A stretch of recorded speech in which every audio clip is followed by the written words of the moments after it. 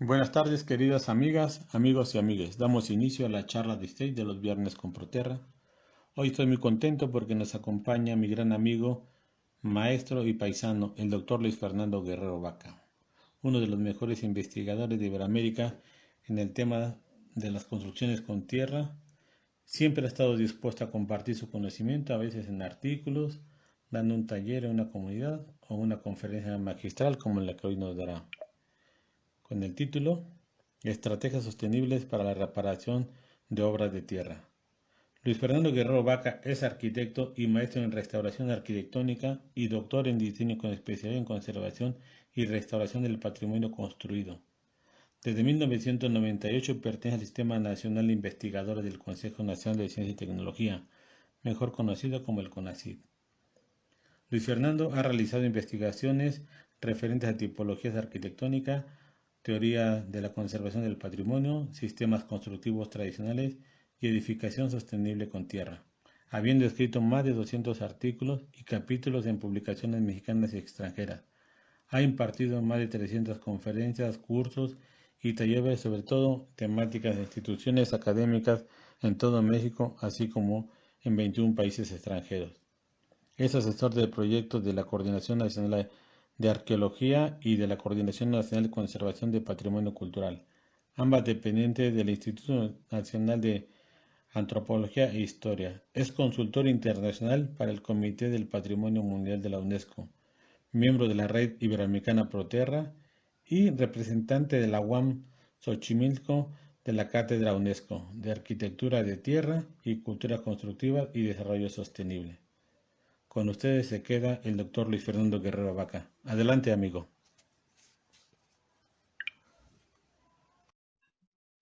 Muchas gracias, Ramón. Gracias por la invitación y felicidades por seguir en este proceso que ha sido largo, pero muy fructífero, el poder conectar a los compañeros de la red en esta visión y a tanta gente que seguramente interesada en estos temas ha estado revisando todo el material que has tenido a bien subir a diferentes plataformas. El tema que he querido tratar ahora y que te había yo propuesto como opción tiene que ver con una preocupación que hemos tenido a partir de los terremotos del 2017, en los que, como sabes, te tocó a ti participar en ese proceso. Mucha gente pidió que se demolieran sus casas porque no sabía cómo intervenirlas. Y por otra parte hubo una actuación demasiado complicada en otras intervenciones que hizo que se encarecieran demasiado. Entonces, las personas suponen que es muy complejo el tema de la reparación de sus casas y entendemos que la restauración sí lo es una disciplina científica complicada, pero la reparación de las obras de tierra no debería ser tan complicada. Entonces, quería yo plantear esta serie de reflexiones que hemos hecho a partir de las experiencias en talleres, en compartir estas posturas y hablar un poco de los antecedentes de acciones que hemos tomado y llevado a la práctica en talleres que surgen como todo en este tipo de conocimientos, de identificar, de documentar la historia, de documentar la arquitectura tradicional, la arquitectura este, arqueológica, los restos que tenemos en todo el mundo, y entender o tratar de entender la razón de ser de algunos componentes, ¿no? Entonces, quisiera hablar de tres aspectos que me parece que son cruciales y que normalmente no tomamos en cuenta como arquitectos. Los ingenieros lo tienen muy claro porque lo tienen normado, hay aspectos que se consideran como parte de una obra nueva, pero desafortunadamente en arquitectura y más en arquitectura de tierra son tres aspectos que solemos pasar por alto. El primero de ellos tiene que ver con el hecho de que mucha de la construcción de tierra en general, pero de adobe en especial, está diseñada de una manera que no es monolítica. O sea, estamos hablando de una arquitectura que, como se ven en estas imágenes que corresponden a las huacas de Moche en Perú, está formada por paquetes. Pues los adobes, en lugar de estar todos ensamblados, todos conectados, tienen una serie de lo que llamaríamos juntas constructivas que articulan al sistema y en el caso de algún movimiento, sea sísmico o sean asentamientos, tiene la posibilidad de moverse. Esta perspectiva nos interesa mucho porque a veces nos obsesionamos con que los edificios tienen que estar, que ser rígidos, tienen que estar, que no se deben mover, pero podemos ver como mucha de la arquitectura histórica ancestral, sobre todo el caso del Perú, que lo tiene también documentado, está planteada a partir de edificios que tienen esta serie de uniones, que son uniones abiertas, en las cuales no todo está pegado. Entonces, esta perspectiva de la junta constructiva y de la construcción con paquetes es una fuente de aprendizaje que podemos aplicar en la intervención, en la reparación de edificios dañados, edificios contemporáneos. Vemos aquí imágenes de un sitio increíble en Lima, en el cual alcanzamos a ver un acomodo bastante extraño de adobes, que allá le llaman aparejo en librero, como si fueran libros que se colocan verticalmente y que tienen solamente mortero de pega en capas horizontales. Pero cuando uno ve en conjunto este tipo de muros que originalmente eran realmente rellenos de los basamentos, notamos cómo hay una serie de separaciones de bloques que tienen más o menos una forma piramidal, lo que nos hace pensar que no es algo casual, sino que estaba diseñada la relación entre los componentes de los muros para tener esta posibilidad de movimiento. O sea, no se buscaba una solidez de la estructura, sino más bien una posibilidad de desplazarse en caso de algún tipo de terremoto. Este elemento lo encontramos en varios sitios. En el caso de México también lo hemos localizado. Las imágenes que estamos viendo son de Teotihuacán, donde es un sistema parecido en cuanto a la separación de los bloques. Llama la atención ver en otras partes del mismo sitio de Teotihuacán, una ciudad prehispánica impresionante del centro de México, que la gente incluso no sabe que gran parte de su manufactura fue a partir de adobes. Los núcleos de la pirámide tienen esta extraña disposición de los bloques. No están contrapeados, no están traslapados las piezas, o atrapeados, como se les llama en México, sino que tiene series acomodadas de forma longitudinal y además acomodadas por capas. Esta visión de que el material está unido solamente en bloques, pero que no está conectado con el resto de la estructura para, insisto, tener esta posibilidad de movimiento. Vemos en la imagen de arriba a la derecha también el muro de contención, que originalmente era de piedra, asentada con lodo, y que gracias al confinamiento, al acomodo que tenía el núcleo interior de los adobes, pues tenía un trabajo estructural limitado solamente a la parte externa, porque el resto del núcleo funcionaba bien a partir de estos bloques constructivos. En otros lugares, como sucede el caso de Chan Chan, también en el Perú, aparece también otra estrategia que nos llama la atención y que podemos tomar como punto de partida para las intervenciones que hagamos en el patrimonio, y que se vinculan con esta idea de que no solo se tienen bloques verticales y estas juntas constructivas verticales, sino que también el aparejo, el acomodo de las piezas tiene separaciones horizontales. O sea, no es un solo bloque unido con piezas iguales. Vemos aquí que incluso tiene adobes de diferentes tamaños colocados, los más grandes abajo, lógicamente, los medianos en medio y los más chicos en la parte alta, y que forman franjas en las cuales el traslape de las piezas va teniendo diferente dirección. Entonces, de esta manera se logra un amarre que es muy interesante porque tiene franjas, tiene estas franjas con un comportamiento diferenciado que, por la evidencia que se tiene de que han resistido también durante siglos a los terremotos, pues es una muestra de que es un sistema sostenible, es un sistema que tiene cualidades parasísmicas.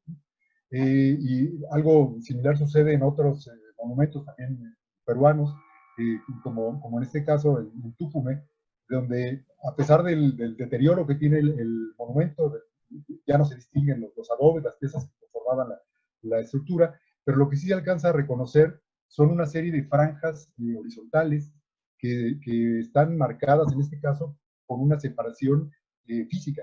tiene no solo la junta constructiva que evita la conexión entre las piezas, sino que también tiene estos componentes hechos de caña, como le llaman allá, de carrizos, que forman una placa que separa una franja de la siguiente. La franja superior de la inferior están siendo separadas con esta cama, digamos, de carrizos, de cañas que están aplastados. Aquí se ve un poco más cerca algunas de las piezas, que lo increíble es que además sobreviven después de muchos siglos, gracias a la protección que le da la tierra a los materiales fibrosos. Tenemos una resistencia, una durabilidad notable, pero esta cuestión del trabajo por franjas nos llama la atención como elemento digno de diseño, y que además sigue siendo parte de la cultura constructiva de la ingeniería civil. Se retomó o se llegó a ella a partir de experimentos, pero es un sistema que explica también la forma en que se hacen los terraplenes o los pasos a desnivel o los muros de contención en la ingeniería civil, en la cual uno está acostumbrado a ver los puentes y suponer que los muros laterales, que están hechos generalmente de concreto, de hormigón, son los que hacen que el sistema funcione, pero no nos damos cuenta de que el núcleo de estos terraplenes, el núcleo de la estructura, está formado por capas de tierra que se van compactando paulatinamente, igual que si fuera un tapial.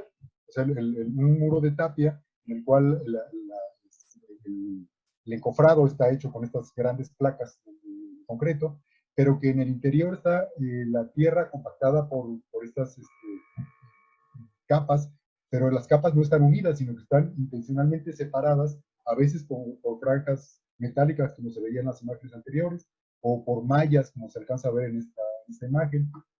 Ha evolucionado la tecnología y hay patentes distintas que utilizan materiales con diferente resistencia, pero la lógica, la estrategia es la misma, tener capas sobrepuestas que tienen una separación mecánica entre ellas. Es una separación parcial porque sí comparten la tierra sí alcanza a pasar de un lado al otro, pero el haber formado estas franjas le da una solidez al sistema gracias a esta sobreposición de capas. Hay otras patentes, este es un caso chileno, el primero era español, en las que los componentes de liga son sunchos, son cinturones que son flexibles y se van atando a los muros de contención, pero lo importante de este sistema no es tanto el atado, sino sobre todo el hecho de marcar esta separación entre las capas que propician un trabajo estructural integral. Esto lo hemos visto en algunos ejercicios que se han hecho a escala de laboratorio, a escala de clases con estudiantes, en los cuales se compacta tierra dentro de un recipiente de manera continua, se forman tres capas iguales con la tierra sola, y otro modelo parecido, pero colocando algún tipo de separación mecánica entre las capas, y uno se puede dar cuenta cómo la resistencia es notablemente distinta. La imagen de arriba a la izquierda, vemos cómo este cubito que hicieron unos estudiantes apenas aguantó 15 kilogramos, mientras que el otro que se hizo en tres franjas, pero con una separación intermedia, logra resistir a uno de los chicos que está parado sobre este bloque. Este sistema es interesante porque vemos cómo esta separación que se da entre los bloques conforma resistencias diferenciadas que evitan que haya fallas continuas. Entonces podemos aprender de esta lógica constructiva. Y finalmente otro aspecto que también retomamos del pasado es el uso de refuerzos longitudinales, pero colocados al interior de los muros. O sea, digamos que es una lógica que se parece a la anterior, pero que en este caso es continua. Se ven en estas imágenes refuerzos que se encontraron en las huacas de Mochi, insertas en las juntas de los adobes, hechas por haces, por grupos de cañas, a veces aplastadas, a veces completas, pero que iban a todo lo largo del muro para darle continuidad, sí, pero cierta flexibilidad.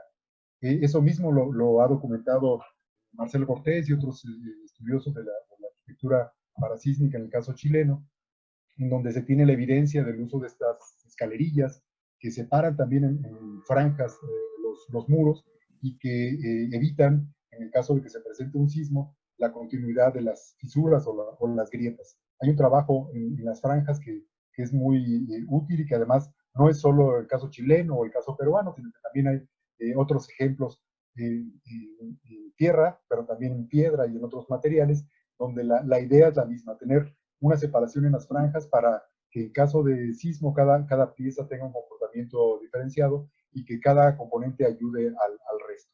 Son continuas a lo largo del muro en la junta. Son juntas, el mortero de pega es bastante grueso, como se puede ver en estas piezas, pero en cada 2 o 3 hiladas se tiene la presencia de estos componentes vegetales. Entonces, estos 3 recursos que se han empleado de forma histórica y tradicional en la arquitectura nos pueden ayudar a intervenir los edificios que fueron dañados por los sismos, pero en los cuales uno de los puntos de partida que a veces se olvida y que desafortunadamente tuvo que ver con pérdida de mucho patrimonio en el caso mexicano a partir de los terremotos ya citados del 2017, parte de una adecuada evaluación de los daños. De muchos edificios que estaban afectados por el terremoto, en realidad su afectación era solamente superficial. Son edificios que, por desgracia, la gente recubrió con cemento, con morteros de cemento arena, y este tipo de recubrimientos tan rígidos, a la hora de que vino el terremoto, se rompieron, se partieron de forma bastante aparatosa, muy alarmante. La gente que veía estos muros pues creía que su casa se iba a caer. Entonces, al ver estas grietas, estas fisuras, muchos edificios fueron abandonados, otros fueron demolidos. En este caso, en la ayudantía municipal de Hueyapa, en Morelos, el edificio quedó abandonado por mucho tiempo porque pensaban que corría peligro. Sin embargo, a nadie se le ocurrió quitar los recubrimientos de cemento y al momento que se quitaron, nos pudimos dar cuenta de que el muro de adobe estaba no intacto, pero sí tenía muy pocas fisuras en comparación con las que se mostraban de forma tan aparatosa en el recubrimiento de cemento. O sea, los revestimientos de cemento tienen esta desventaja adicional a la cuestión hídrica que ya todo el mundo conoce y de la cual se ha hablado en varias charlas anteriores. Esta, digamos, efecto terrorista que generan en la gente no había sido documentado hasta ahora. La gente se apanica, como decimos en México, cuando ve una pared totalmente agrietada, pero notamos cómo los elementos de adobe pues están en muy buen estado de conservación. En este caso, el edificio mostraba algunas fisuras y llama la atención de que algunas de ellas tenían hasta telarañas. O sea, el edificio ya había sufrido grietas en etapas anteriores antes de que fuera revestido con cemento, y esto nos muestra que las fisuras y las grietas en este tipo de edificios pues se tienen que analizar con cuidado. O sea, no necesariamente son síntomas de un problema grave. O sea, son síntomas de fallas, pero no siempre son fallas demasiado graves. Hay que entender cuando se trabaja con tierra que la tierra es un material especial, es un material singular que tiene un comportamiento vinculado con el agua y que no toda fisura o grieta es síntoma de deterioro. Vemos en la imagen del lado izquierdo un corte de terreno en el cual la tierra está agrietada, está fisurada, simplemente por su disposición granulométrica. La tierra trabaja y se mueve todo el tiempo. Entonces, esto mismo que sucede con el planeta, pues es natural que pase también con la arquitectura. Entonces, el pensar que cualquier grieta es un motivo para demoler el patrimonio, como sucedió en el 2017 y 2018, y lamentablemente sigue sucediendo, pues es algo que se tiene que repensar, y la gente que tiene que atender estos problemas, ver con cuidado la realidad de cada edificio. No todos los edificios presentan el mismo tipo de daños. Hay veces que se registran daños por faltantes que no son reales. Por ejemplo, en el caso de muchas obras tradicionales y vernáculas de México, era normal que los muros divisorios no estuvieran traslapados, no estuvieran amarrados, como se dice comúnmente, a los muros longitudinales. Los muros transversales estaban colocados a hueso, estaban apoyados simplemente en los muros que ya existían. A veces corresponden a etapas distintas del desarrollo del edificio, pero en muchos casos era el diseño original. Es común tener muros gruesos en la parte periférica del edificio y los muros divisorios intermedios tener menos espesor, y por eso mismo no se conseguía o nunca se buscó tener un traslape entre estas piezas. Entonces, cuando uno ve un edificio en el que aparece una separación entre los muros y las esquinas, la gente supone que es un deterioro y no siempre sucede así. Hay casos en que fue intencional o fue una alteración posterior, y los edificios, como en este caso, pueden tener 200 años sin que les haya pasado nada, incluso por los sismos, porque esta separación tiene un trabajo parecido a lo que comentábamos en las primeras imágenes del caso peruano. O sea, el edificio tiene por dónde romperse, y entonces si uno pretende unir estas piezas que están sueltas, es posible que se presente una falla en otra parte.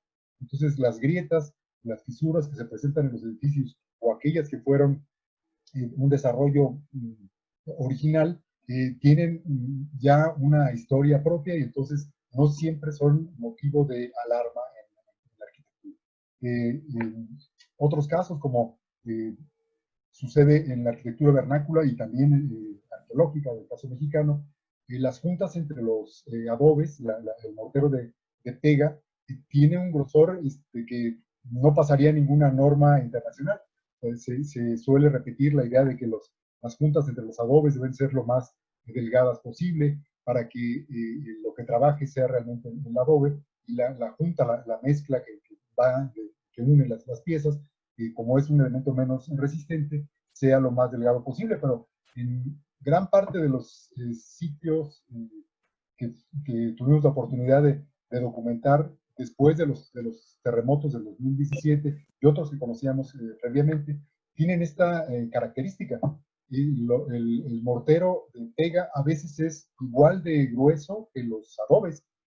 A veces es más delgado, pero suele tener 3, 4, 5 centímetros de grosor, y los edificios están en pie. O sea, no podemos decir que se trata de una falla en el edificio, es una anomalía, digamos, con respecto a la forma occidental que conocemos de las mamposterías, pero el hecho de que sobrevivan después de 1500 años, pues es una evidencia de que están bien. O sea, es un sistema que está bien. Y cuando se intervienen los edificios de tierra, tradicionalmente, sobre todo los de adobe, lo que se suele hacer es quitar piezas que están dañadas, que han fallado, injertar piezas nuevas. Es normal en el caso de los daños en las bases de los muros de adobe, que se han ido socavando por la humedad o que con el tiempo han perdido rigidez, que se intercalen nuevas piezas, se hace una especie de costura para que se tenga un traslape adecuado entre los componentes. Y lo mismo sucede en el caso de las grietas o fisuras verticales, lo que se conoce como las costuras de las grietas, en las cuales se incorporan componentes nuevas piezas, para reemplazar a los adobes que fueron, que se partieron con los movimientos telúricos, o por asentamientos diferenciales, por desgaste, por el motivo que sea. Entonces, este tipo de costuras, igual que en el caso anterior, son eficientes porque retoman el trabajo estructural original del edificio. Una vez que se cierra la costura, se recalza, se reincorporan los morteros de pega, y entonces el edificio tiene un trabajo continuo como el que tuvo originalmente.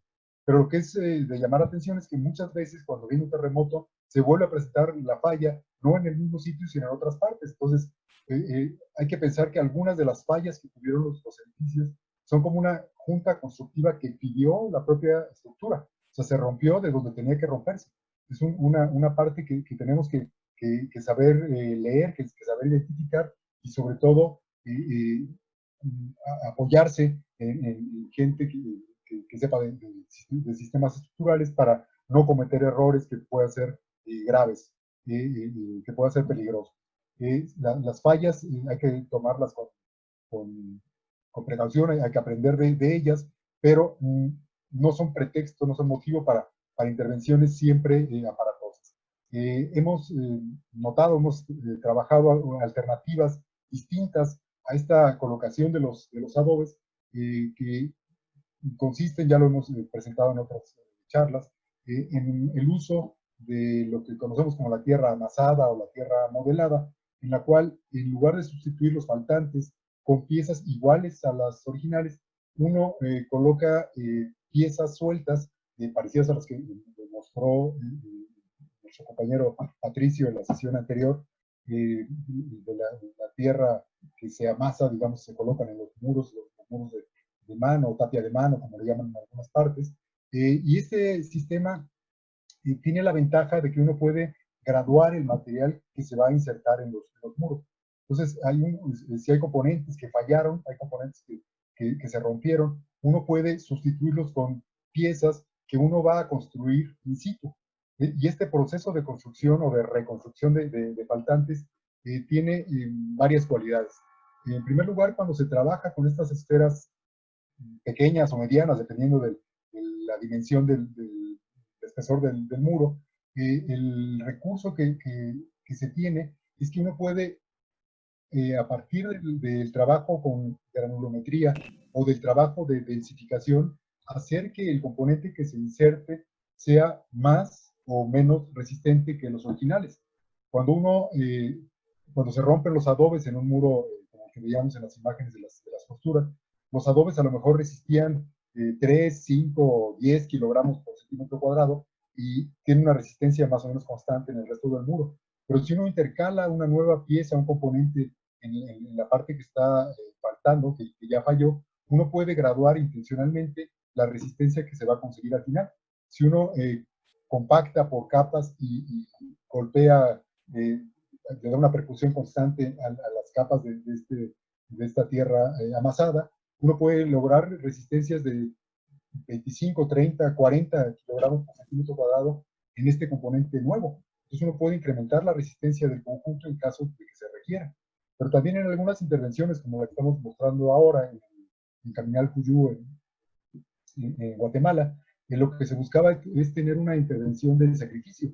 Entonces se colocaron estas esferas para tapar algunos huecos que se hicieron durante intervenciones arqueológicas de hace varias décadas, y estos componentes nuevos intencionalmente se hicieron mucho más arenosos, de tal manera que al momento de irlos colocando por estas capas sucesivas, fueran, si se requiriera en algún futuro cercano o lejano, retirar, fueran fáciles de quitar. Entonces, uno de manera intencional modifica esta resistencia y la durabilidad de los componentes que se agregan.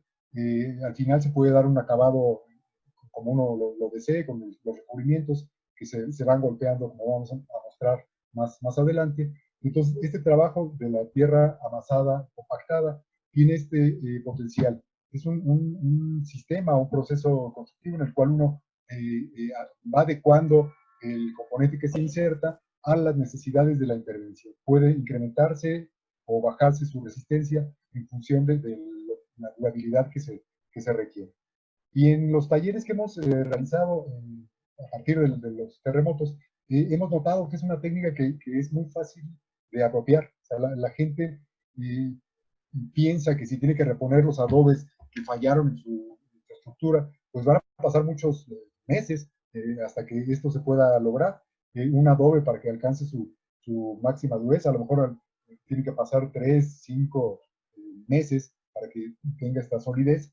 En cambio, cuando uno trabaja con la tierra que se va compactando capa sobre capa, se requiera. Aquí se está rellenando una grieta en la unión de dos muros, en un taller que se hizo con la comunidad local en un sitio que fue muy dañado por los terremotos. El personaje que está ahí poniendo la muestra es el presidente municipal que estaba tratando de hacerle ver a la comunidad que ellos también podían participar en los procesos de reparación de su arquitectura cuando los daños no fueran demasiado severos, y no esperar que llegara alguna institución a hacer los estudios preliminares y tratar de hacer reparaciones que seguramente hubieran sido mucho más costosas. Este es otro taller que se dio en Ixtepec, en Oaxaca, en el cual el procedimiento fue el mismo, hacer un diagnóstico de las grietas y fisuras que presentaban los muros, y a partir de esta idea ir avanzando en rellenos de los muros que fueran paulatinos, que fueran progresivos para poder recuperar el trabajo estructural del muro, pero de una manera continua, sin que, digamos, se interfiriera con el trabajo de cada pieza. O sea, la unión que se va colocando, el relleno de las grietas, y en caso de que venga otro sismo, no está ligando por completo la estructura, entonces va a fallar, pero ya sabe por dónde fallar. Entonces está uno previendo una especie de junta constructiva intencional que está rellena, no da mucha posibilidad de desplazamiento a los muros, pero al haberse densificado el material como se requiera, el muro va a tener una respuesta mucho más lógica al proceso. Esta compactación se hace siempre por capas, o sea, se tiene que humedecer muy bien el elemento que se va a trabajar, se pone en las esferitas que mostrábamos hace un rato, se meten, se colocan, se presionan, y una vez que se cumplieron su función como esferas, se van retacando en la grieta, en la fisura, con alguna herramienta de madera. El hecho de haber podido realizar la esfera es una forma de control de calidad, digamos, de la pieza. Si uno no puede hacer la esfera es porque o está pasada de agua o le falta agua. Entonces, el graduar la cantidad de agua nos lleva a tener la posibilidad de hacer la esfera o no poderla hacer. Entonces, las esferas no es nada más un trabajo, un capricho, sino que tiene que ver con este proceso de pre-elaboración de las piezas para darles algo de compresión, pero también para verificar su nivel de relación hídrica. Entonces, una vez que se colocan, ya pierden su forma, su volumen, se compactan por capas. La compactación pues, es sencilla, simplemente con una herramienta que no pese mucho, se va golpeando hasta que desaparecen las fisuras. En algunos casos se puede utilizar incluso una arcilla con mayor índice de plasticidad para que el resultado final sea una pieza mucho más dura. Se va golpeando paulatinamente y cuando aparecen las fisuras se vuelve a golpear hasta que desaparecen estas. Entonces se va densificando el material en el interior del componente que ya falló. En estos procesos también hemos probado algunos refuerzos adicionales que están emparentados con la idea que les mostraba hace un rato del componente de material vegetal que va inserto en las juntas. Entonces, cuando el daño sea mayor en los adobes, en lugar de pretender quitar todas las piezas rotas, con lo cual uno puede afectar más al muro, simplemente lo que se hace es con cuidado quitar la junta entre los adobes, puede ser a mano, puede ser con alguna herramienta mecánica. Entonces, en esta junta, que va a afectar mucho menos a la estructura, se van a insertar grupos de maderas, pueden ser tablitas, pueden ser carrizo aplastado, pueden ser rajas de bambú, que se van a colocar formando una cama en la cual se espera que tenga una longitud mayor a la pieza que ya falló, y a la hora de que se van asentando, que se van colocando, se insertan junto con las esferas que mostrábamos hace un rato. Entonces, no solamente sirven para reparar la grieta, sino que van a ayudar a asentar a estos componentes de refuerzo que se van colocando, lógicamente, conforme va ascendiendo la reparación de la grieta o la fisura, se va rellenando, se compactan y así puede ir uno avanzando en el proceso de una manera muy dinámica y a partir de recursos totalmente locales en los cuales la gente puede resolver sus problemas de manera muy sencilla. Este es el taller que se hizo en el pasado evento que tuvimos en Oaxaca, en el cual la gente participó en varios talleres y en uno de ellos, el que tenía que ver con restauración, se hizo la intervención en una estructura que había sido dañada por el terremoto, pero que además los propios habitantes querían demoler parcialmente para colocarle refuerzos de concreto armado en las esquinas. Entonces, por suerte se llegó a tiempo en este momento y digamos se cortó esta intención y se pudo rellenar la grieta, reforzar los componentes que habían fallado y además se aprovechó para mostrar en este taller la posibilidad de inyección de las grietas con una técnica que ha sido probada y que ya fue mostrada por Pilar en el caso español, que les ha funcionado bastante bien. Aquí aparece ella mostrando la estrategia de colocación de estas boquillas, que como se puede ver son hechas con herramientas totalmente locales, no se requiere tecnología muy sofisticada para hacer este tipo de trabajo, y este relleno que se hizo de la grieta no fue nada más superficial, sino que al haber tenido esta inyección de la grieta con una lechada muy fluida de tierra arcillosa, estabilizada con una poca cantidad de cal, permite llegar a todas las fisuras interiores que no se alcanzarían a ver de otra forma. Entonces, el proceso de inyección de grietas sigue esta misma idea de que se van colocando capas sobre capas para poder tener un trabajo continuo en el que se unan las piezas, pero que tengan la posibilidad de movimiento. No queremos rigidizar la estructura, sino simplemente mantenerla estable. Y esta misma idea aplica para el caso de intervenciones, de inyecciones mucho más finas en las cuales hay fisuras o hay desprendimientos de revestimientos, y lo que conviene no es colocar grandes volúmenes de material, grandes masas, sino que se busca tener capas sobrepuestas.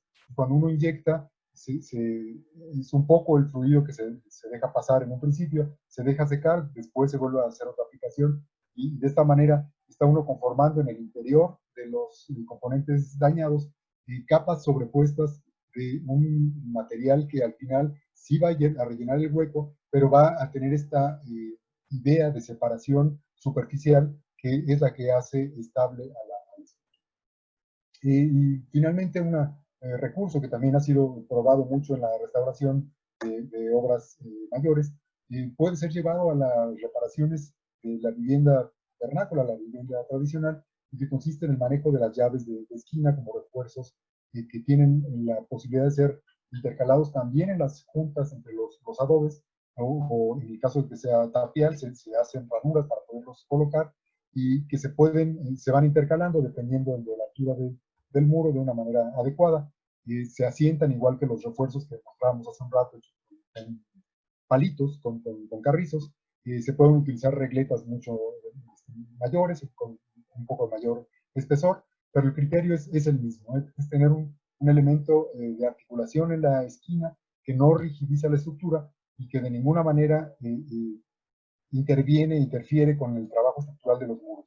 Siguen trabajando por capas con la visión que mostrábamos de la herencia arqueológica que se tiene de los elementos mostrados en las primeras imágenes, y luego finalmente cuando se cierra el daño, cuando se repara la estructura,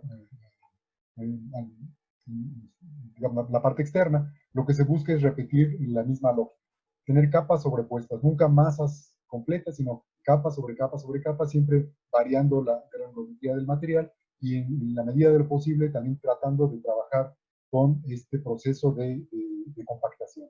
La percusión que se hace del material puede ser utilizada como un revestimiento final. O sea, la densidad que alcanzan los materiales una vez que se van golpeando es sorprendente. Se pueden quedar a la intemperie, resisten mucho, mucho más que si fuera solamente algo que se coloca a mano. Eh, es una reparación en la cual se desintegran, digamos, las esferas directamente sobre el elemento que se va a reparar. En este caso es una pequeña bóveda. Vemos ahí cómo se integra en los faltantes, poco a poco, esfera sobre esfera, se hace una superficie más o menos homogénea y después se procede a hacer la percusión.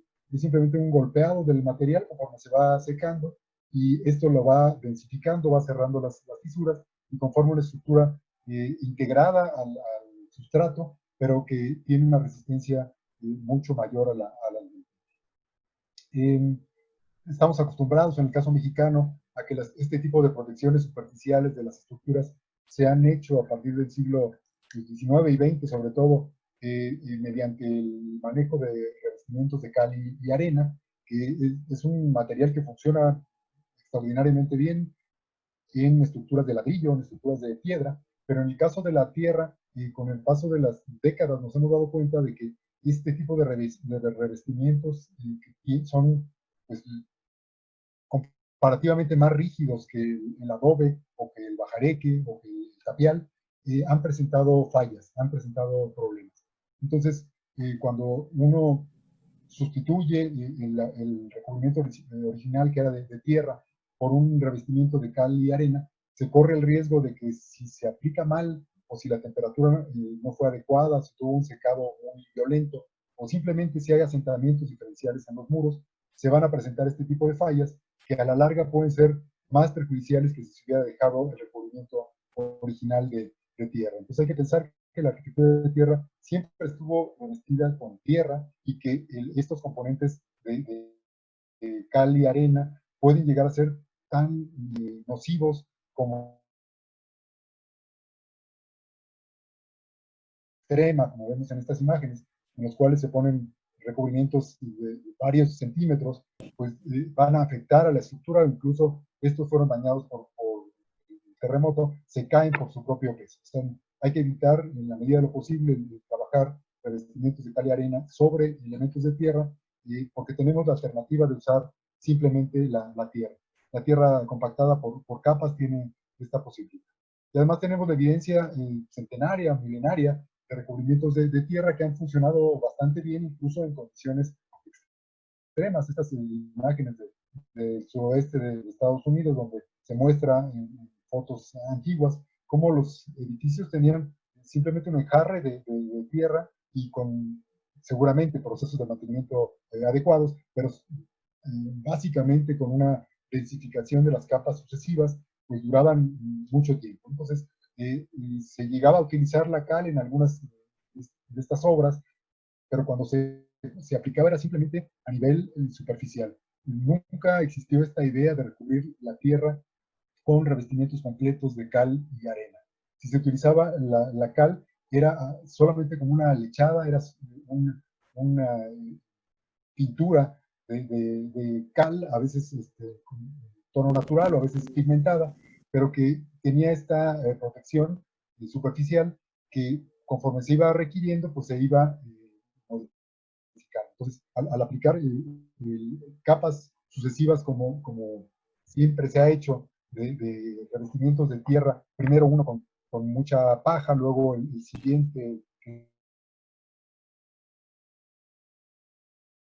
pintura de cal, uno puede garantizar la permanencia de estos revestimientos por mucho tiempo. Entonces, la cal funciona bien sobre las estructuras de tierra, pero simplemente aplicada en capas delgadas que se van a ir reponiendo con el paso del tiempo. Esta imagen, igual que la anterior, corresponden a haciendas o edificios muy antiguos del norte de México, en los cuales se preservó esta imagen, esta sobreposición de capas, en las que se ve que la gente tenía esta tradición de pintar con cal cuando hacía falta, pero no es un trabajo que requiera un mantenimiento anual, ni mucho menos. Algunos de estos casos tienen 6 o 7 capas sobrepuestas, lo que nos habla de que seguramente la pintura les duraba 10, 12 años, entonces no es que uno piense que se requiere mayor mantenimiento cuando se trabaja con cal. Y la cal pues se puede pigmentar con minerales, que son los más adecuados para esta combinación con el hidróxido de calcio, y uno puede conseguir un recubrimiento muy duradero que tiene esta posibilidad de ser aplicado con capas sucesivas también, delgadas, siempre para el acabado, cuando se vaya requiriendo con el paso del tiempo. Entonces, lo que buscamos es recuperar las técnicas ancestrales que ya probaron su eficacia en el diseño, en la conservación del patrimonio, para que puedan seguir siendo parte de nuestra cultura y que puedan ayudarnos a proteger el patrimonio y sobre todo a curar las enfermedades que se les están presentando a los edificios o daños que sufrieron con los sismos y que el hecho de que el edificio siga en pie, pues es una evidencia de que puede seguirlo haciendo a futuro, siempre y cuando tenga una adecuada reparación, una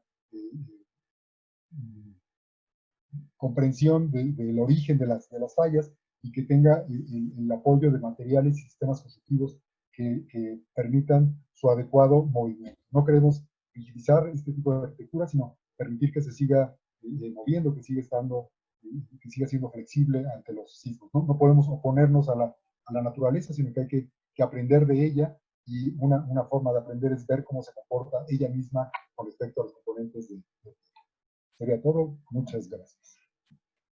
¿Le quiere hacer alguna pregunta? Ahorita con estas está un poquito sucia la transmisión. Entonces podemos levantar la mano y directamente preguntan si les parece.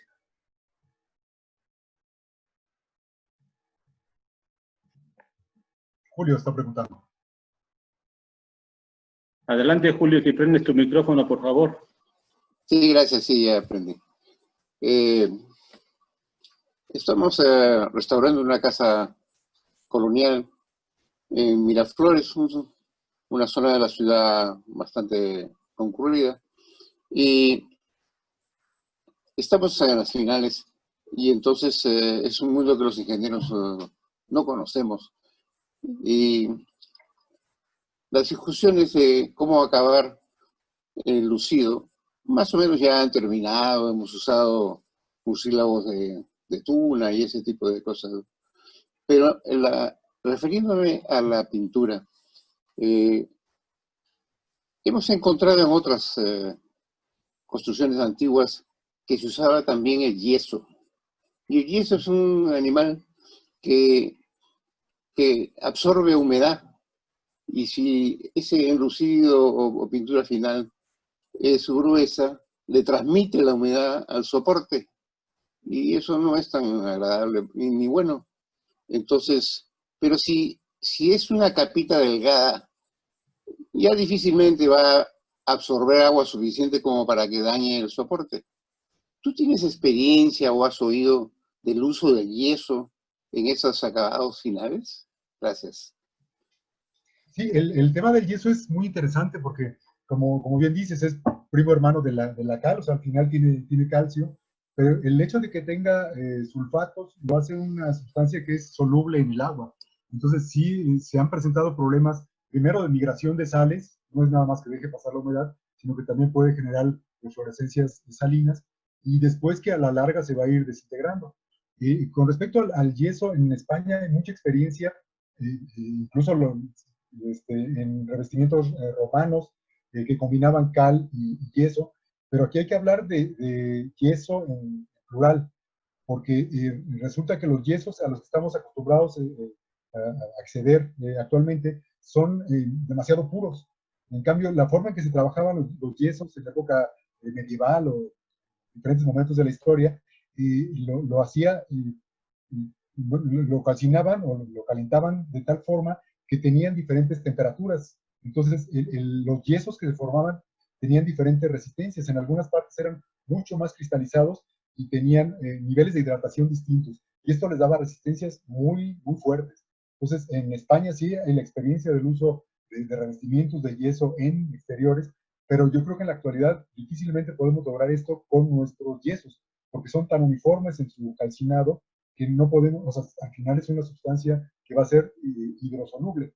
Yo no lo recomendaría. En el caso peruano, pues tienen la suerte del clima, las lluvias no son como acá en México, pero yo no me arriesgaría por el manejo del yeso, teniendo cales tan buenas como las que tienen allá y que además han probado por mucho tiempo en la restauración allá en el Perú. La cuestión con la cal es que sí, en el caso de las pinturas, se requiere el cuidado del tiempo de maceración, digamos, el tiempo que se dejan en el agua, porque ese ha sido un problema constante en las pinturas de cal, que la gente piensa que tal como sale del saco se puede poner en un recipiente, se mezcla con agua o mucílago de tuna, lo que haga falta y se lo aplican directamente. Y sí se ha visto que hay mucha diferencia entre utilizar cales frescas o cales que tienen más tiempo en el agua. Entonces sí sería recomendable que cuando se haga esta aplicación se hiciera con algo de tiempo en la factura de esta pintura de cal.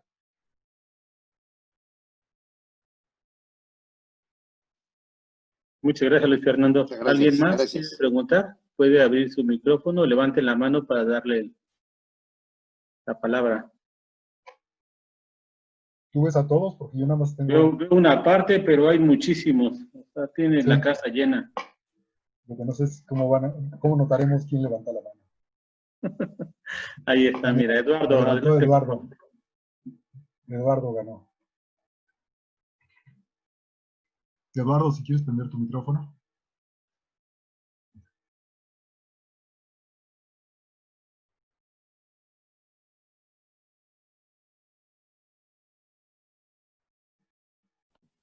¿Ok? Sí. En Colombia se utiliza mucho pintar las casas de tapia utilizando cal apagada. En el caso de nuestro hogar, mi padre apagaba la cal 6 meses antes de pintar. Y él decía que antes de pintar había que utilizar el agua que salía en la parte superior porque tenía muchos cristales. Y eso ayudaba mucho a la impermeabilización y a la transmisión del agua hacia la pared y luego hacia afuera con el proceso del CO2.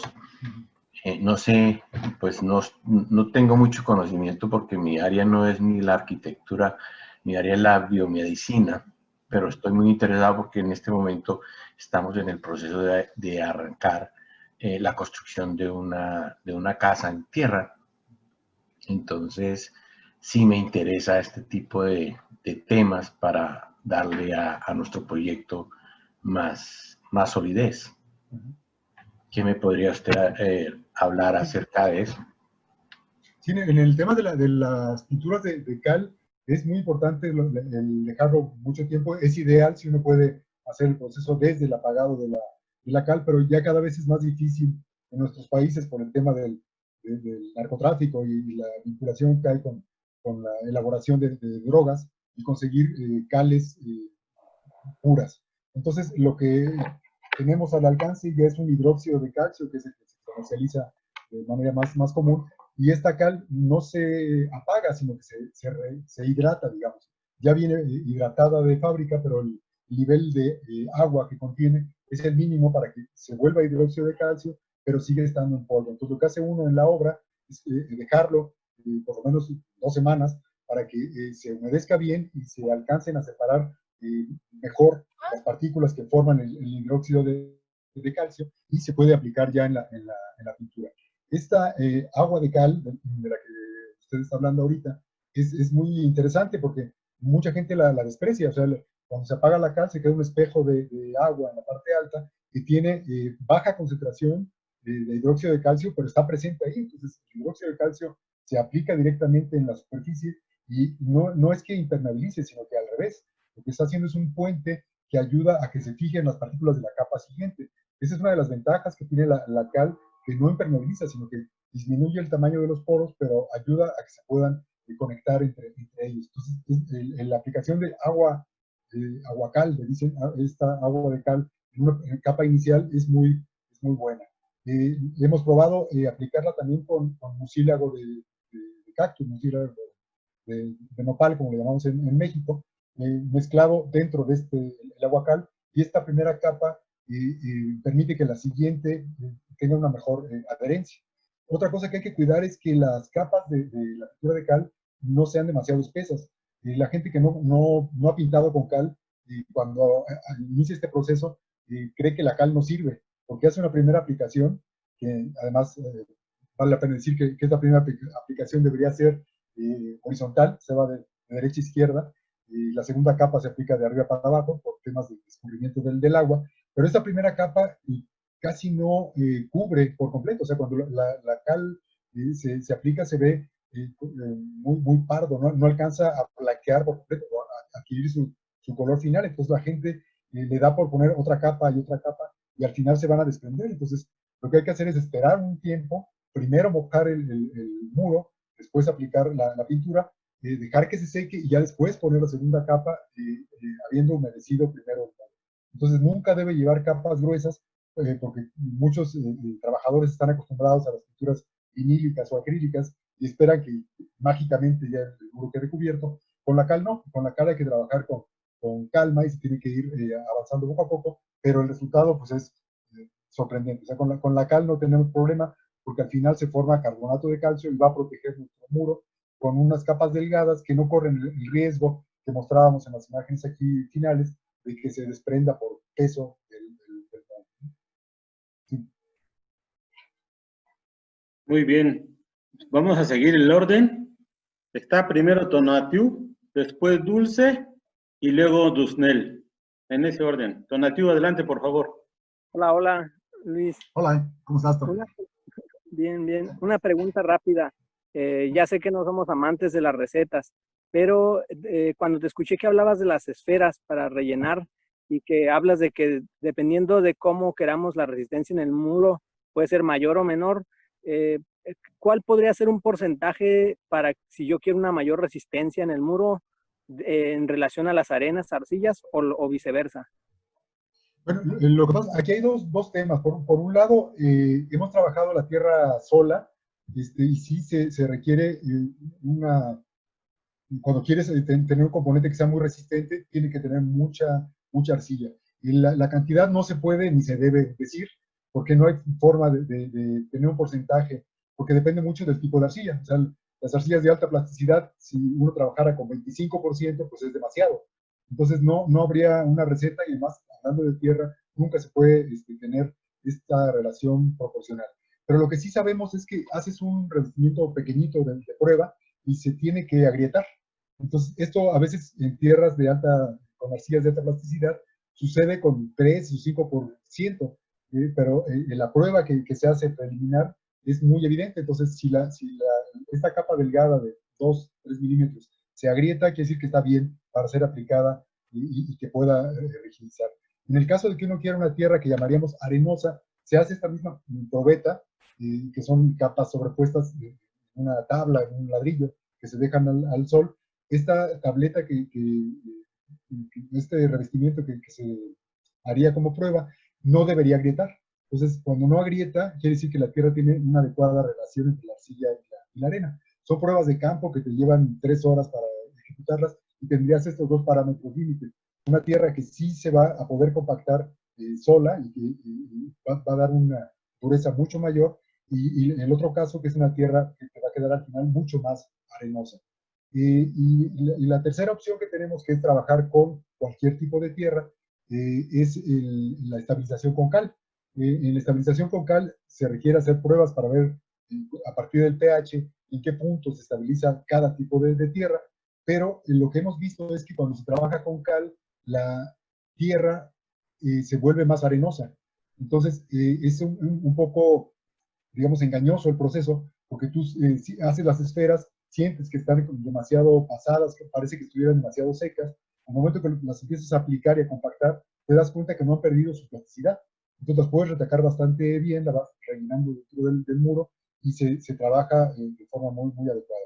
Nunca se debería utilizar más del 5% en peso seco de cal. O sea, siempre son cucharaditas lo que se le pone a estas mezclas, porque lo que queremos es que trabaje la arcilla, no bloquear su trabajo. Entonces, la cal siempre debe ir al mínimo. Y sí, lo que hemos probado es que en esta técnica de la tierra amasada y luego compactada, el trabajo con las esferas es muy útil en el uso de la cal. Sí. Bien. Gracias. ¿Quién seguía? Correcto. Adelante, Dulce, por favor. Hola, Luis Fernando. Hola, Antes que nada, gracias por compartir todas esas experiencias. Refuerzan lo que vamos aprendiendo. Mi pregunta es alrededor de la cal. En realidad, uno de los inconvenientes que tiene la gente para pintar con cal es que la cal, después que se seca, suelta un polvillo cuando uno la toca. Ese es uno de los problemas. Otro de los problemas es el agrietamiento en el verano. Pequeñitas fisuras, son chiquititas, pero que tampoco le gustan a la gente verlas. Entonces, aquí hemos probado, bueno, aquí históricamente los albañiles, en los pueblos remotos y donde se usa mucho el adobe, hacían los revoques con cal y arenilla, todavía se hacen. Y le aplican sal a la cal. Supuestamente para mantener la cal hidratada, que siempre esté húmeda y no se raje. Por un lado, pues, ¿qué pensás de esto? Si esto lo hacen por allá también. Y por el otro lado, lo del polvillo de la cal, yo empecé a agregarle mucílago, no de cactus porque aquí es escaso el cactus, sino de una cáscara de árbol que se llama guásimo. Y por último también, que también lo hago para el repello con tierra, el mucílago de semilla de linaza, que se hierve la linaza y toda esa baba se utiliza para aplicársela a la cal, y ciertamente se reduce un poco la cantidad de polvo, pero no, o sea, no es lo que yo quisiera. No sé que si tenés alguna experiencia con estos temas, me gustaría compartir. Sí, esta problemática se presenta en todas partes y se han buscado muchos remedios, pero realmente la causa no es la cal, es la calidad de la cal. O sea, lo que está pasando es que cuando la cal suelta polvo, quiere decir que, con lo que estamos pintando es carbonato de calcio. Quiere decir que la cal ya está pasada. Es una cal que estuvo mucho tiempo a la intemperie y entonces tú estás pintando con arena, arena muy fina, pero es arena. Entonces, la base del proceso es conseguir cales frescas, cales que estén recién elaboradas y que además a la hora de que uno las aplica, las deje sedimentar. Por eso la insistencia en el tema del tiempo. Y las cales buenas no sueltan polvo, nada. Les pasas la mano y no sueltan absolutamente nada de polvillo. El recurso de utilizar la sal también se aplica en México. En España también tienen el recurso de utilizar sales. Se ha documentado mucho el manejo de sustancias plásticas también, pero de origen orgánico. En las pinturas romanas, por ejemplo, se hablaba incluso de aplicaciones de orina. Se tiene también el alumbre como un recurso adicional, el sulfato de aluminio, pero son remedios. O sea, en origen, si uno se abastece de una cal de buena calidad, no debe haber problemas. Entonces, lo primero que se tiene que cuidar es el tiempo de fabricación de las cales. Y ahorita me acordé de una experiencia compleja que tuvimos en el caso de los talleres del 2012 allí en Lima, y que habíamos pedido cal para hacer los talleres, y que la cal que nos llevaron, que decía cal para construcción, resulta que la que te venden, la que se consigue normalmente, le agregan cemento. O sea, la cal comercial en algunos lugares te la venden adulterada por el tema de que no se utilice para para la elaboración de narcóticos, para elaborar drogas, pero entonces tenemos que conocer el origen de nuestras cales. La cal pura es simplemente hidróxido de calcio, entonces ese material no tiene ninguna reacción adicional ni siquiera con la sal. O sea, la sal sí es cierto que al ser higroscópica, hace un poco más lento el secado, sí ayuda. Lo mismo sucede también con el alumbre, que se le puede poner líquido como parte de la mezcla, pero insisto, la clave está en la calidad de las cales.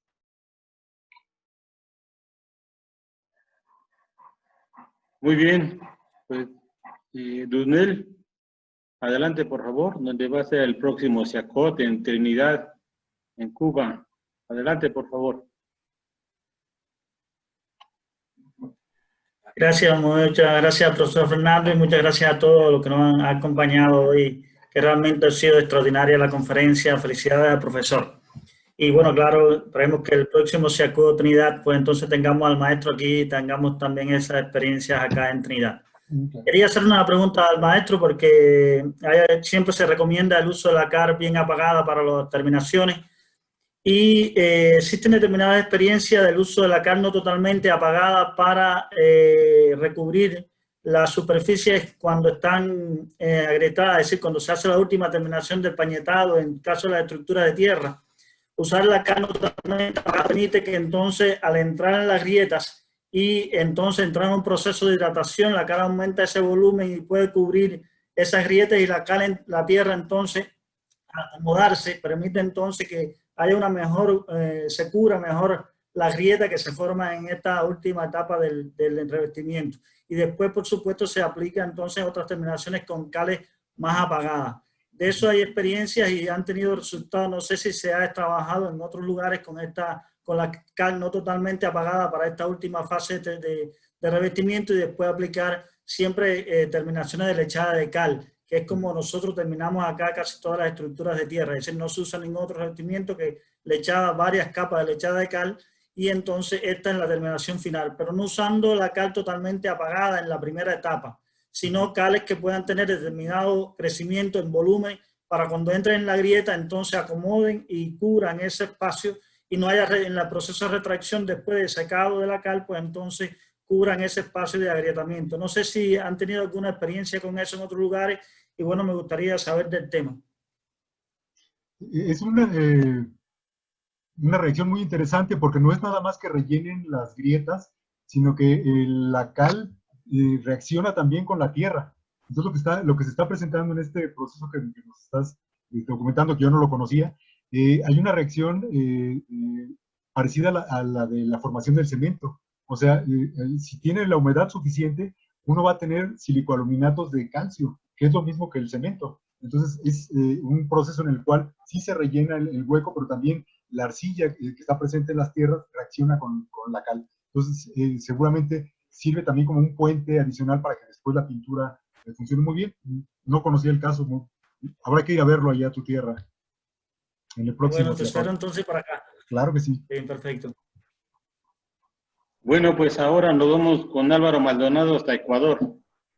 Ya nos fuimos a Nicaragua, a Cuba, a Ecuador, a México y regresamos a Ecuador. Adelante, Álvaro.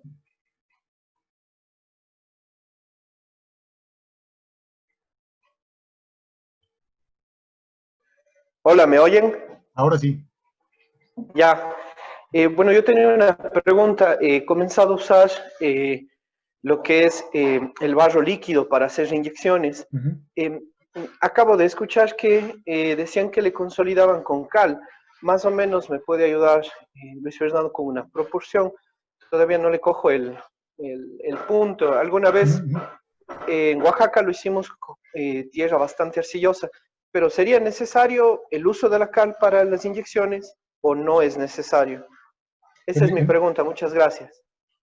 Sí, en el caso de las inyecciones tiene dos funciones.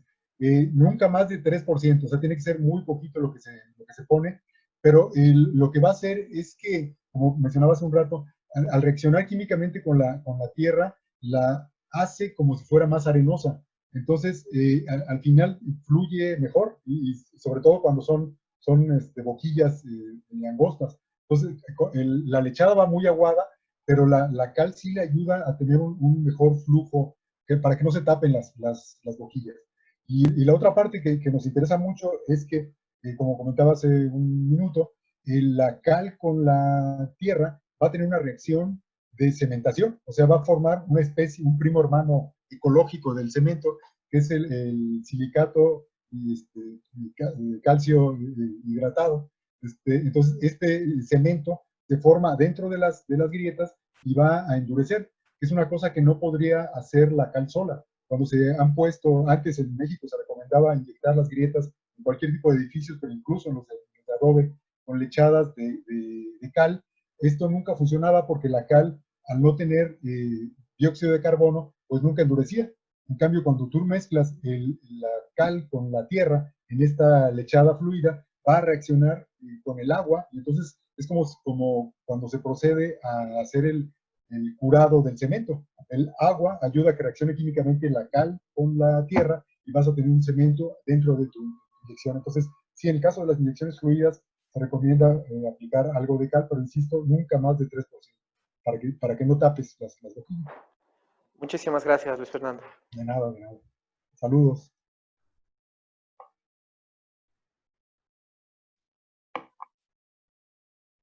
Bueno, pues parece que con esto estamos terminando. Hay muchas felicitaciones. Nancy Camacho quiere preguntar antes de que cerremos. Buenas tardes, maestro Luis Fernando. Hola, Nancy, qué gusto. Un gusto saludarte.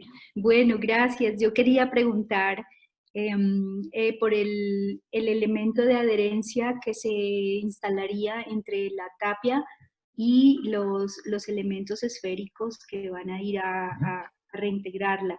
Si se humedece y qué elemento de adherencia o qué capa de adherencia se colocaría allí.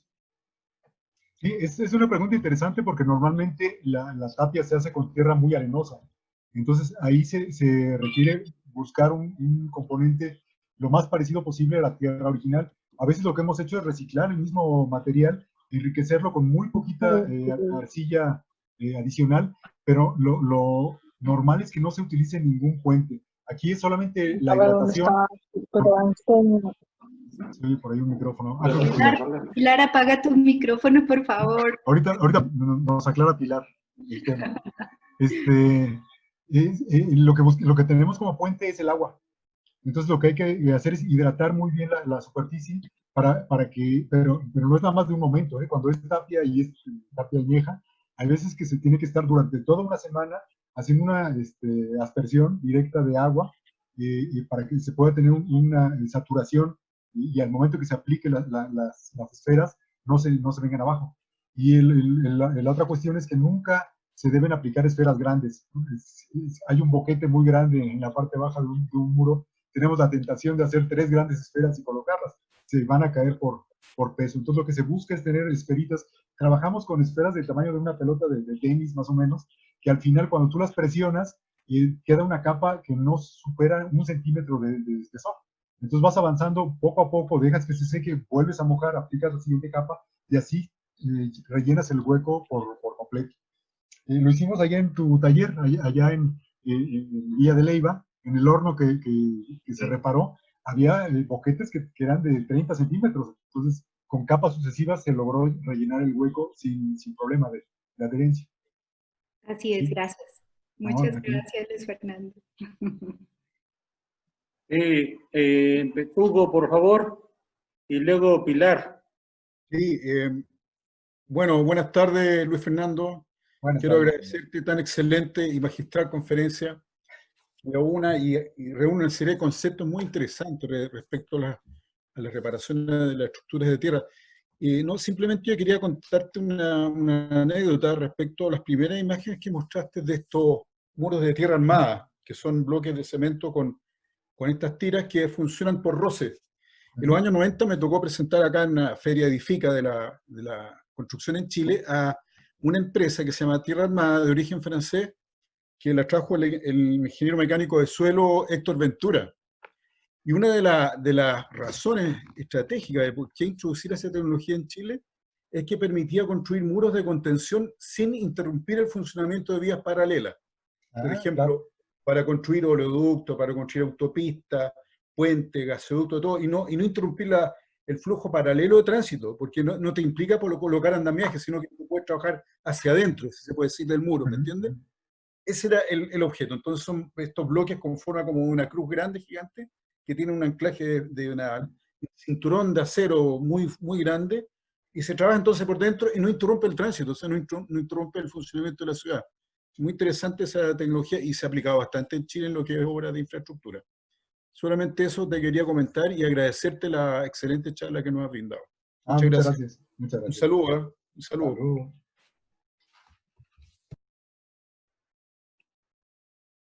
Bueno, si no hay otra pregunta, Pilar, ¿te iba a comentar algo? Y Eduardo parece que quiere rematar algo. Frederic también. Bueno, entonces, Luis, si dices, ya viste la hora que es, ¿podemos seguir? Yo no tengo problema. Eso, adelante.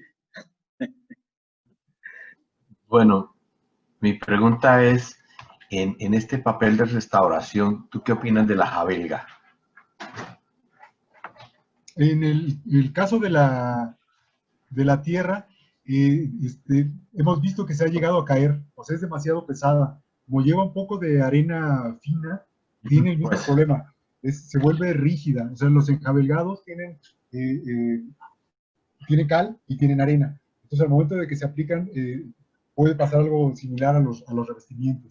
Entonces, sí se ha utilizado muchas haciendas del norte de México, tenían capas gruesas de esta pintura de cal, pero yo lo que he visto es que es preferible estas capas que se vayan formando con el paso del tiempo. Entonces vas a tener después de 50 años una jabelga encima de tu muro, pero que se fue colocando cada 5 años que se tuvo que dar el mantenimiento. Entonces siempre trabajar con capas delgadas. ¿Sí? Muy bien, adelante, Frederic.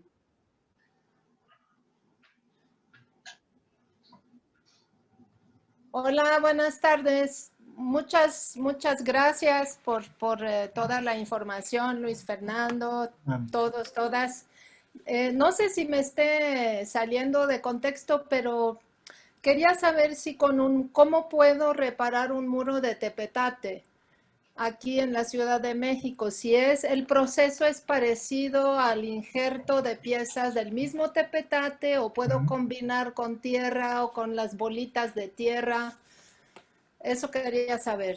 ¿O dónde busco la información? Sí, no hay mucha información sobre el tema.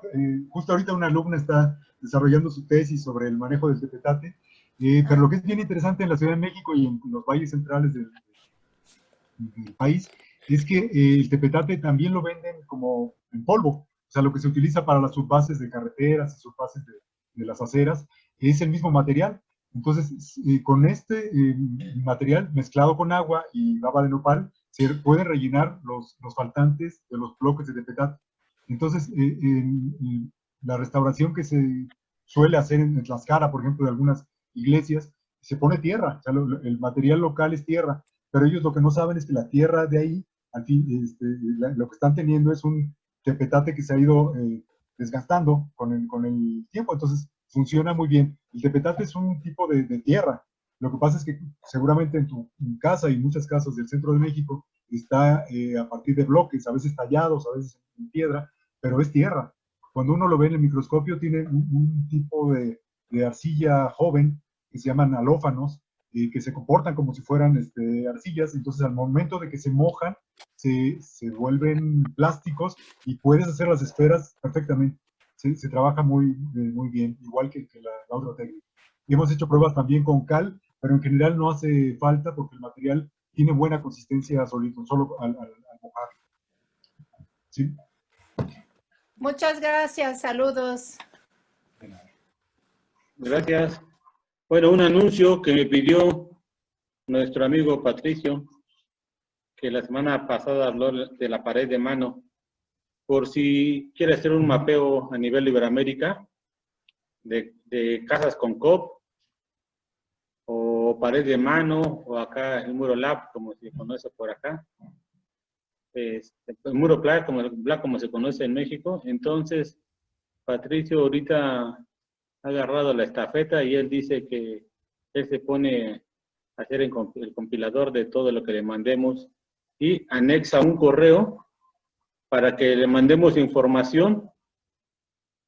Si alguien ve algo en su país, su lugar que es pareddemano@gmail.com.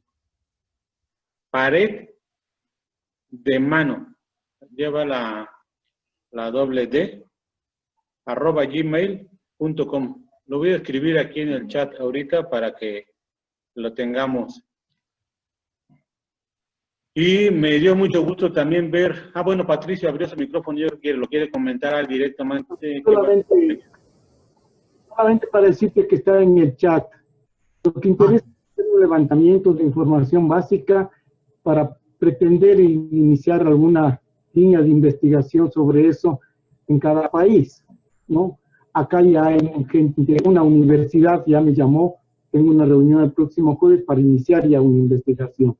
Y eso sería bueno, porque parece que es una tecnología que se nos está yendo de las manos y está en América. Y eso tenemos que buscarlo. Está ya en el chat el correo. Gracias.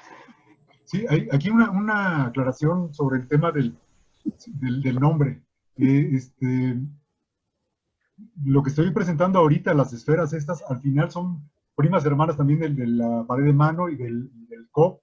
Y lo que sí hay que tomar en cuenta es que, aunque se parece el proceso, el hecho de que se hagan esferas y después se apliquen, sí existen diferencias y lo que es urgente documentar es el proceso constructivo. En general se habla de COP, utilizando, digamos, la palabra en inglés, pero hay que pensar que incluso en Europa existen diferentes formas de hacer esta técnica, entonces no siempre pasan por el proceso del amasado.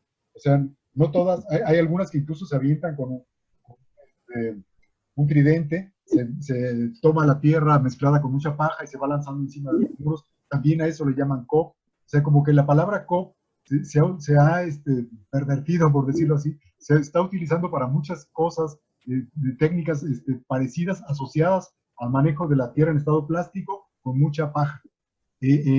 Cuando tú hablas de pared de mano, igual que sucede aquí en México con la tierra amasada o la tierra modelada, normalmente no llevaba paja. Es un material que era una combinación con lo que se tenía a la mano. Entonces, por eso el resultado final se parece incluso al tapial, que a veces se trabajaba con tierra arenosa. Entonces, de lo que habría que hablar en esta investigación, sí es de esta parte de la manufactura del proceso. O sea, en la tierra amasada, sí pasa por las manos del que lo está haciendo. O sea, sí es un poco lo del black que se conoce también acá en Oaxaca.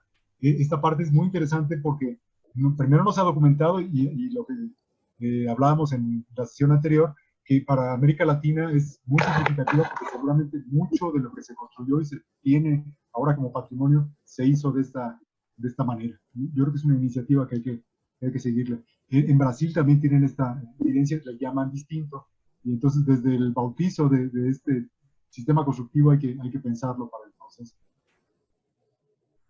Muy bien. Muy bien. Pues por enésima vez agradezco a Luis Fernando, ya queriendo que nos vayamos a comer, porque ha estado muy interesante, pero todos queremos seguir también. También estoy muy contento de que mostraste el detalle constructivo de las llaves, el que nos enseñaste a hacer aquí en Oaxaca, y que luego lo aplicamos en la casa esta que reparamos en Tlacolula, y ese detalle que tal cual como nos lo indicaste va a salir en el próximo libro, porque al final todo esto que Luis Fernando nos enseña en estas charlas se vuelve un referente para todos nosotros en las construcciones. Entonces siempre con esa generosidad que comparte, pues ahora va a salir en el libro también el Bioconstrucción a detalle 2, ese detalle. Y pues los invitamos el próximo viernes 28 a escuchar a la arquitecta Mariana Correia de Portugal a la misma hora y por el mismo canal. Muchas gracias a todos. Nos vemos el próximo viernes. Gracias. Muchas gracias.